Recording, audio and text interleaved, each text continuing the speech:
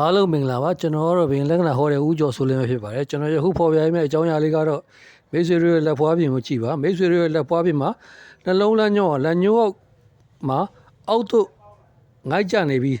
ဖော်ပြပါပုံတိုင်းအင်္ဂါကြုံကိုဖိုးအထိထိုးဆင်းနေပါကလက္ခဏာရှင်ဟာအချစ်တွက်နဲ့ပတ်သက်ပြီးတော့မျက်စိမရှိတဲ့သူပဲဖြစ်ပါလိမ့်မယ်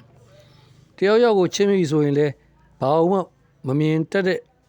တော့တဲ့အထိနော်စိတ်ခံစားမှုကိုဦးစားပေးလုံးတဲ့အချိန်မျိုးနဲ့ချစ်တဲ့သူမျိုးဖြစ်ပါတယ်။ဘဝညင်ကတားမြစ်ကန့်ွက်ရင်လည်းဂယူးမဆိုင်ပဲမိမိရဲ့စိတ်ခံစားမှုအတိုင်းသာမစင်စားမစင်ရင်ပဲယူမဲ့ချစ်မိတတ်တဲ့လူမျိုးဖြစ်ပါတယ်။ဒါကြောင့်မို့ဒီလိုလူမျိုးတွေကနော်အခြေရကိစ္စမှာချစ်သူကျင်ဘက်ရွေးချယ်မှုကို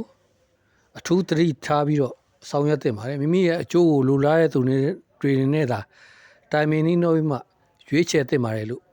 အကြံပြုတင်ပြပါတယ်ကျွန်တော်ရဲ့ဗီဒီယိုလေးဒီမှာပဲနေကုန်းချို့ပါတယ်ကျွန်တော်ကတော့ဘိရင်လက္ခဏာဟောတဲ့ဦးကျော်ဆိုလင်းပဲဖြစ်ပါတယ်ကျွန်တော်စီကိုဘိရင်လက္ခဏာမြင်ဆက်တယ်လို့က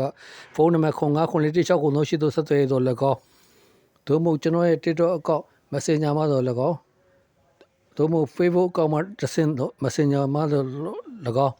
ဆက်သွယ်ကဘိရင်လက္ခဏာမြင်စုံစမ်းလို့ရပါခင်ဗျာခုနကသာမိတ်ဆွေများလုံးကောင်းကျိုးလူရဆန်းတစ်လုံးတော့ပြည့်စုံကြပါစေဒီဗီဒီယိုလေးကိုကြည့်တော့သူတွေအားလုံးတယောက်ချင်းစီတိုင်းအောင်လည်းကျေးဇူးဥပက္ခာရအထူးလည်းတင်ရှိရပါတယ်ခင်ဗျာကျွန်တော်ရဲ့ဗီဒီယိုလေးဒီမှာပဲဒီကုန်းချော့ရပါတယ်ခင်ဗျာ